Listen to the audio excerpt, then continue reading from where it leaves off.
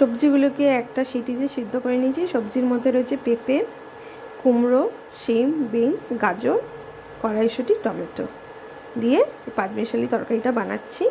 আজকে আমার আর অন্যরকম কিছু করতে ইচ্ছা করছে না, মনে হলো এই সবজি দিয়ে একটা পাঁচমিশালি সিম্পল একটা ঝোল ঝোল তরকারি করে নিই। যাই হোক, এই সবজিগুলোকে একটা সিটি দিয়ে একটু সেদ্ধ করে নিই। এবার আমি এই যে দেখো, ফ্রাই প্যানে সর্ষের তেল গরম করে নিয়েছি, দিয়ে দিলাম তেজপাতা আর একটু গোটা জিরে দিলাম।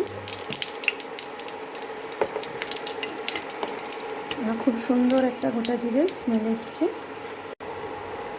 এবার দিয়ে দিচ্ছি সিদ্ধ করে রাখা সবজিগুলো, দিয়ে দিচ্ছি সামান্য হলুদ, দিয়ে দিচ্ছি নুন, দিয়ে দিচ্ছি কাঁচা লঙ্কা, দিয়ে দিচ্ছি একটু মরিচ গুঁড়ো। একদম সিম্পল এই ঝোল।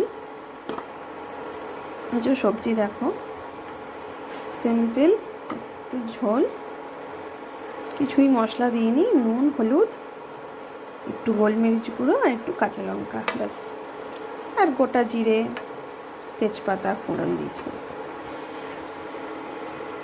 এবার একটু ফুটুক, তারপর নামাবার সময় ঘি দিয়ে নামিয়ে নেব।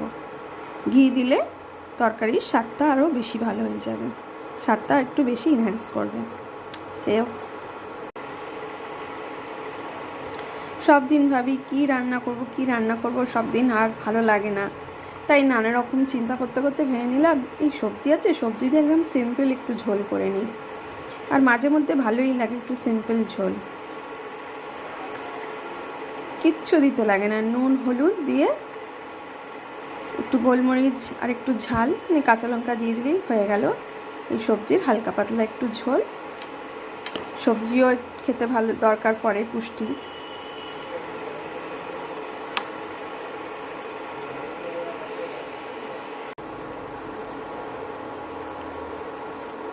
ঝোলটা ফুটছে, এবার আমি একটু ঘি দিয়ে নামিয়ে নেব।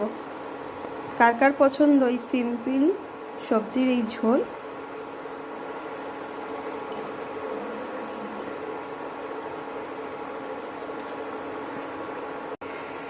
এই যে দেখো, ঘি নিয়েছি, ছড়িয়ে দিলাম, তাতে ভালো স্মেলও হবে আর টেস্টও ভালো হবে, তাই না?